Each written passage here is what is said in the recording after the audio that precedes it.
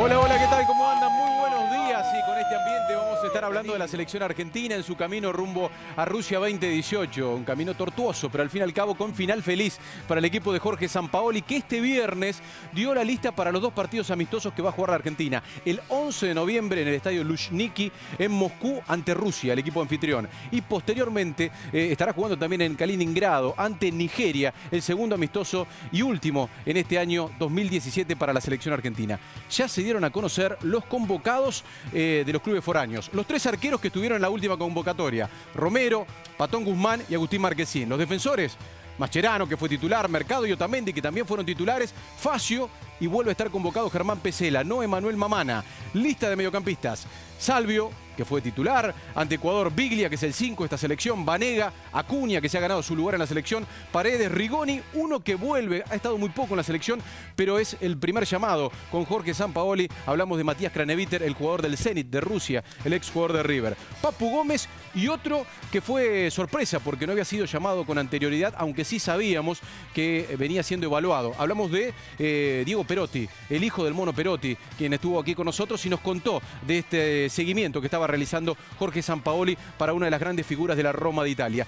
Y adelante, por supuesto, ni lo menciono, Agüero, que vuelve después del accidente en Holanda; Icardi, Di María, Dybala, y yo ahora me sumo a la mesa para empezar a hablar cuáles serán, al fin y al cabo, los convocados del medio doméstico. Se van a sumar después del Superclásico jugadores de Boca, imagino Benedetto, imagino Enzo Pérez, titulares en la última convocatoria. Figura Enzo Pérez de aquel partido ante Ecuador, quizás Fabricio Bustos de Independiente y algún otro jugador local para esta doble fecha FIFA que se va a jugar en Rusia. Ahora sí. A ver, estamos en épocas de proceso, de calma, en épocas de armado, en épocas de buscar una identidad, un criterio de juego, lo que tanto le recalcábamos y le pedíamos a la selección argentina que no tenía. Lo que tanto le pedíamos, estamos en condiciones ahora de buscarlo. Porque primero le pedíamos resultados y después rendimiento. Bueno, ahora es tiempo de la segunda etapa. Ahora, por supuesto, ahora estamos en esa etapa en la que necesitamos una formación, en la que tenemos que establecer, se convoca nuevamente a los que ya se llamó, o aparentemente, que es lo que dicen que va a ser, empieza a llamar y a convocar jugadores distintos. Enzo Pérez nombrabas, la gran figura en el último partido. ¿Estará o no estará? Algunos dicen, y lo convocaron paliativamente, como para sanar las cosas en la selección momentáneamente, pero no va a tener Pérez ya va a ir al Mundial, te lo aseguro, no va a tener y te lo firmo proyección. Ya. Yo creo que sí. Una reflexión es una linda variante de 5. sobre esta lista que da Jorge Sampaoli. Creo que el gran ausente, porque esta es una lista, por supuesto, no es definitiva de cara al Mundial, pero un indicio muy fuerte, muy importante para algunos jugadores. Ausente una vez más, Higuaín. Sí, dijo Sampaoli en la conferencia del viernes: no tengo nada que probar con Higuaín, lo conocemos. Y sigue dentro de la lista de probables para el Mundial. Sí, eso fue lo que dijo Sampaoli. Me imagino que debe estar entre la lista de probables, pero es una ausencia significativa. Desde el entorno de Gonzalo Higuaín dicen que él está muy dolido, que pensaba realmente que iba a tener una posibilidad, y que era solamente por los partidos anteriores, que él se imaginaba de cara al Mundial. Igual no hay nada definido, no hay nada determinado, veremos Dani, qué es lo que ocurre. Con ese criterio, hay varios jugadores. Que no lo llame a Messi, que descanse hasta el Mundial. Igual si vamos a referencia como lo fue el último Mundial, hay que decir que su funcionamiento fue bueno. Hablábamos del tridente, de Higuaín, de Agüero, de Messi, que han dado lo mejor a la selección argentina, sumado el buen Mundial que tuvo Di María. Todos los compañeros lo pidieron, Papu Gómez, Biglia, Mascherano, en declaraciones de las últimas horas. Antes de ir a unas imágenes preparadas que son espectaculares y que nadie se puede perder, le pregunto a los críticos: creo que Argentina ahora sí llega al Mundial con una gran ventaja, que es tener un plantel con muchos jugadores que ya saben lo que es un Mundial, 2 mundiales y algunos 3 mundiales.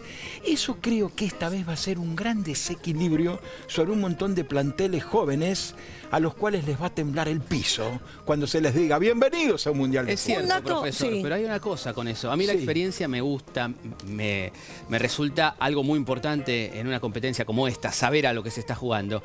El interrogante, la duda, es que hay muchos nombres también del equipo nacional por encima de los 30 años o con lo justo. Y eso, en partidos muy consecutivos, me provoca un interrogante. Datos muy interesantes, antes de ver, por supuesto, y compartir con la gente estos videos. 3 entrenadores han pasado en este este periodo de eliminatorias, 3 presidentes de la Asociación del Fútbol Argentino y 44 jugadores han sido convocados y han jugado al menos un minuto en estos partidos de eliminatorias. Camino tortuoso, el que mencionaba recién Dani junto a Juan. Vamos a meternos 1 a 1 en los partidos rumbo a Rusia 2018. Uno de esos entrenadores que mencionaba, Tata Martino, saludando a Gustavo Quinteros, que tampoco ya está en Ecuador para el partido de la fecha 1, con aquel gol de Frickson Erazo, el marcador central, poniendo el 1 a 0 y de esta forma poniendo a callar el Monumental en la primera fecha. Argentina llevaba 40, pero como escucharon, 40 partidos sin perder en el Monumental. Como Ecuador, y realmente fue histórico. Día. Esta derrota fue histórica. Como Ecuador, que nos lastimó aquel día. Miguel, Dani, ¿se acuerdan el golpazo que fue en el arranque de la eliminatoria? Iba a ser el equipo con el que nos íbamos a jugar buena parte de nuestra historia. En la y cuántas realidades diferentes mientras vemos el segundo logrado por Felipe Caicedo. Ninguno de los dos jugadores ecuatorianos que marcaron goles en el Monumental formaron parte del equipo que cerró las eliminatorias para el conjunto ecuatoriano. Ahí lo veíamos al Toño Valencia mandando el centro para el gol de Caicedo. Esa dupla ofensiva de Ecuador dejó una impresión, diría en las primeras 5 o 6 fechas, inmejorables. Todos creíamos que Ecuador a esa altura era un número puesto imposible de no clasificar. Derli González que buscaba, estaba Carlos Tevez por entonces en la selección argentina para el empate 0 a 0 en Asunción, todavía con el Tata Martino. Aquel equipo que no pudo establecer supremacía sobre el equipo paraguayo, se lo perdía a Tevez, digo, porque empataron 0 a 0 en Asunción, porque terminaron perdiendo en Córdoba en el regreso, en la vuelta de eliminatoria. Precisamente fue él quien se puso el equipo al hombro y desde el mediocampo trató de sacarlos a todos para adelante, pero así todo no podía. Estoy hablando de Javier Mascherano. Otra vez Brasil en el camino, eran tiempos sin la posibilidad de contar con Leo Messi, el centro espectacular. Espectacular digo porque fue casi un pase al gol de Higuaín a la vez y cambiando rótulos y funciones. Asistidor Higuaín, gol de Ezequiel Lavezzi para el 1 a 0 ante Brasil en el Monumental. Lo iba a empatar el equipo brasileño que por entonces también tenía otro entrenador, Dunga, con el gol de Lucas Lima. Allí comenzaba el run, ¿no? A hablarse, a decir qué pasará con la selección argentina. Todavía no nos preocupa la clasificación, pero sí nos preocupa el rendimiento. Con el Pocho Lavezzi en ese momento ya estando en el campo de juego. Tevez que serían sus últimos partidos. Bueno, ese periodo y ese recambio que arrancaba, que después realmente cayó en una crisis del fútbol argentino y de la Asociación del Fútbol Argentino. Aquí el gol de los brasileños con Lucas Lima dándole de volea sin poder hacer nada Chiquito Romero. Lucas Lima, jugador del Santos de Brasil, uno de los tantos jugadores que fue perdiendo su lugar en la consideración de Tite, el nuevo entrenador brasileño. Aquí ven el pase de Dani Alves, cabezazo del travesaño y posteriormente Lucas Lima marcando el empate. En esas primeras 3 fechas, al fin y al cabo, podíamos darnos cuenta que la Argentina estaba en serio riesgo. No había logrado ningún triunfo en esos partidos. Si fuese un crítico de fútbol, aseguraría, sin duda alguna, que a Brasil le va a pesar el próximo campeonato del mundo mucho más que a la República Argentina. Y tendría media hora para explicar por qué. Y ahora sí, llegó el triunfo. Sí, pero ahora sí. ¿Te acordás, Miguel, en el Mundial 2014, en la eliminatoria, que Argentina también tenía un proceso complicado cuando vamos a ver el gol de Lucas Biglia y le ganó a Colombia y de esa forma se puso en carrera? Aquí en esta eliminatoria vuelve a pasar lo mismo. Se repite. Ojalá que se repita ese camino. Aquella vez con Sabela, en esta oportunidad ya con el Tata Martino. Recordemos que el Tata Martino venía de perder las 2 finales por la Copa América frente a Chile. Todavía no había perdido esta segunda, claro. Había perdido la primera. Es verdad. Después más adelante perdió y era como que flaqueaba, ¿no? Sí, y la realidad es que no ha tenido malos resultados. No, es el entrenador que mayor porcentaje de puntos tiene posterior a Maradona en la selección argentina. 2 derrotas muy dolorosas. Bueno, derrotas por penales y demás, pero tanto se hizo daño en la psiquis de esos jugadores esas derrotas que lógicamente toman esa consideración. Felipe Gutiérrez de cabeza ponía a Chile ante la Argentina al frente. Este partido, la Argentina creo que fue, para mí, el mejor de eliminatorias. Por la trascendencia rival, por cómo ganó. Vemos este derechazo de Di María.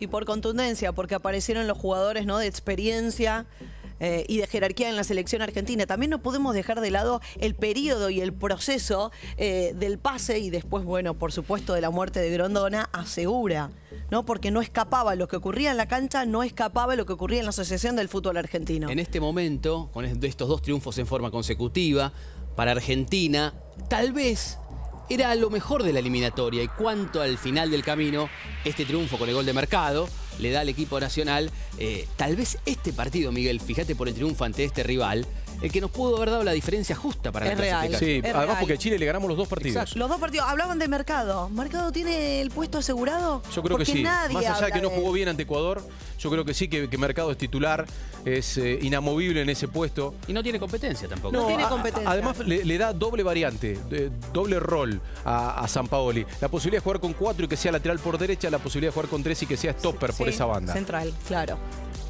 Fíjense ahora la Argentina que se trasladaba a Córdoba para jugar ante Bolivia. Victoria 2-0. Otra vez Mercado haciendo de las suyas.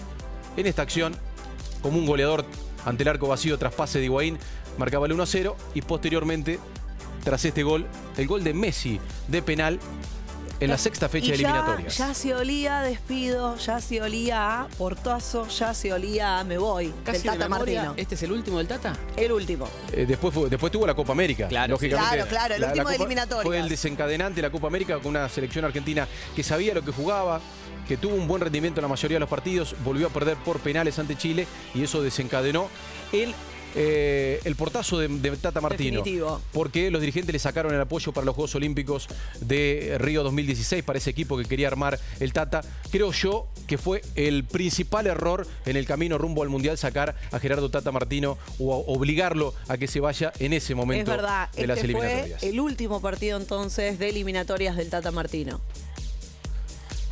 Ganaba Argentina, Messi volvía a marcar y nos trasladamos ya a la era posterior, a la era de Bausa. Y en esta oportunidad, ni más ni menos que Uruguay en el camino. Digo, Uruguay porque en las últimas ediciones en eliminatorias han jugado partidos decisivos. Y bueno, aquí en Mendoza iba a ganar con un gol del mejor futbolista del planeta. Tras estos triunfos, Miguel, cuando vamos a ver el gol de Messi, Colombia, Uruguay, el que veíamos frente a Bolivia, ante Chile en condición de visitante, uno daba por descontada aquí la clasificación de Argentina, uno no podía percibir en qué puesto, pero este fue el momento en la selección, en la eliminatoria, de mayor tranquilidad. Es verdad, y además fue la reaparición de Messi. Recuerdo en aquel momento, en ese partido que lo habían expulsado a Dybala, un momento de relajo dentro de lo que era la tensión de los resultados que venía obteniendo Argentina, sobre todo en la primera faceta, ¿no? En la que hablábamos del Tata Martino. Messi que regresaba tras haber renunciado post final de la Copa América. Aquí la expulsión de Paulo Dybala, el jugador de la Juventus, doble amarilla, se quería realmente morir el jugador muy joven, en uno de sus primeros partidos oficiales.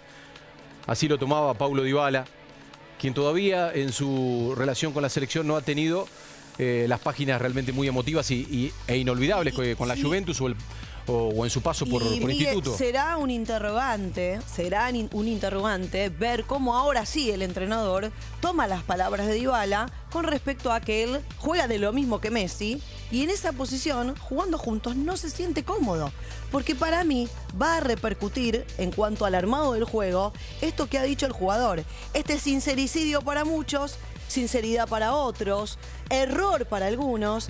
Bueno, para mí, yo creo que a lo mejor no era la forma, lo debería haber hecho puertas para adentro, Creo pero que sí es está parte del bien, pasado. sí está bien que manifieste esta idea de que no puede jugar con el 10. Mientras vemos Venezuela. el empate de Venezuela con Argentina, digo, me parece que es cosa del pasado eso, y que ahora Sampaoli tiene tiempo de pensar qué va a hacer en el futuro con cada una de las posiciones y de los jugadores. Y este resultado en particular, me dirán Venezuela, al fin y al cabo tuvo una valoración superior una vez terminada la eliminatoria, porque Argentina tenía el partido perdido.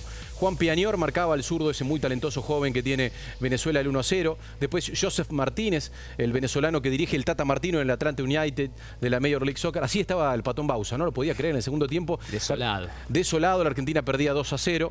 Posteriormente iba a aparecer un jugador que ahora nadie lo menciona para la selección argentina, pero no, digo por Lucas Pratto en particular, que marcó goles muy importantes en esta eliminatoria, aquí con toda la guapesa del ex jugador de Boca, de Tigre, de tantos otros equipos, de Vélez, poniendo el 2-1, y posteriormente, quien para mí hoy es uno de los mejores centrales del mundo, lo sigue demostrando. Este fin de semana en el Manchester City marcó un gol de cabeza. Hablamos de Nicolás Otamendi, otro de los titulares inamovibles en la cabeza de Sampaoli. Lamela, Banega, Di María, los encargados, este tridente de generar juego, opciones, varias opciones que va a tener el entrenador de cara al armado pensando en el Mundial. Y por supuesto Pratto, lo nombrabas, ha cumplido, ha ingresado y ha cumplido.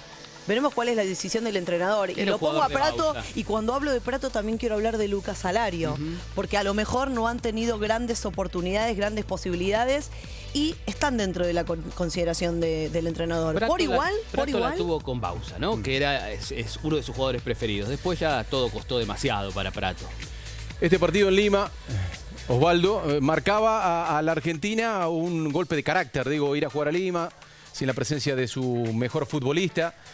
Hablamos de Lionel Messi y aparecía Ramiro Funes Mori, uno de los que está lesionado. Volvería en enero el mellizo. Si está bien, va a ser titular junto a Otamendi en la dupla central de la Argentina. Estas son dos camisetas que se convirtieron en materias que Argentina debió pasar con una calificación cómoda y fácil, y sin embargo se transformaron en dramáticas, tanto de visitante y sobre todo de local.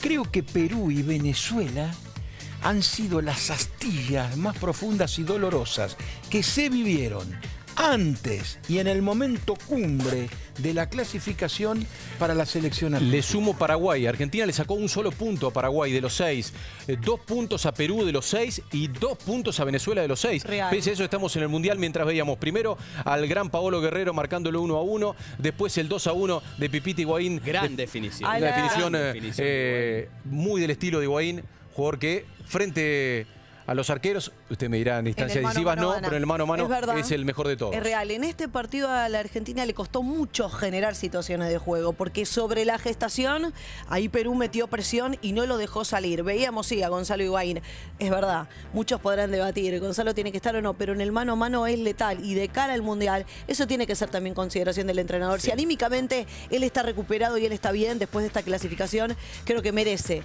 estar de cara al Mundial. Vamos al registro, el gol de Cristian Cueva, el 2-2 tras pase erróneo atrás de Mascherano, infracción sobre Paolo Guerrero, lo empataba el equipo de Ricardo Gareca.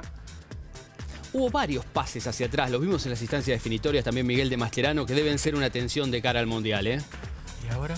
Ahora frente a Paraguay en condición de visitante, el partido más doloroso con derrota de eliminatorias. Digo, el más doloroso por el resultado, porque la Argentina no tuvo a Messi, porque la Argentina iba a fallar un penal por intermedio de Kun Agüero, y Derlis González, de la nueva generación guaraní, el jugador que se desempeña en el fútbol de Rusia, marcaba el 1-0 y acallaba cualquier tipo de rumor en el estadio Mario Alberto Y ahí Kempes. se fueron barajando ciertas dudas sobre Romero, ¿no? Sobre el arquero, alguien que venía siendo bastante protegido hasta ese momento, sin ser titular en su equipo, pero sí en la selección argentina. A partir de ese momento se generaron ciertas dudas sobre si tenía que ser o no el arquero de la selección argentina. Yo la sigo teniendo de cara al Mundial. Sí. Un arquero que nunca salvó al equipo argentino en casi toda la eliminatoria. Hay que pensar que arquero está en condiciones de poder ocupar ese lugar teniendo ya en el lomo 2 mundiales, como tiene. Con ese criterio no habría... Mateo Musacchio era uno de los que aparecía en aquel partido.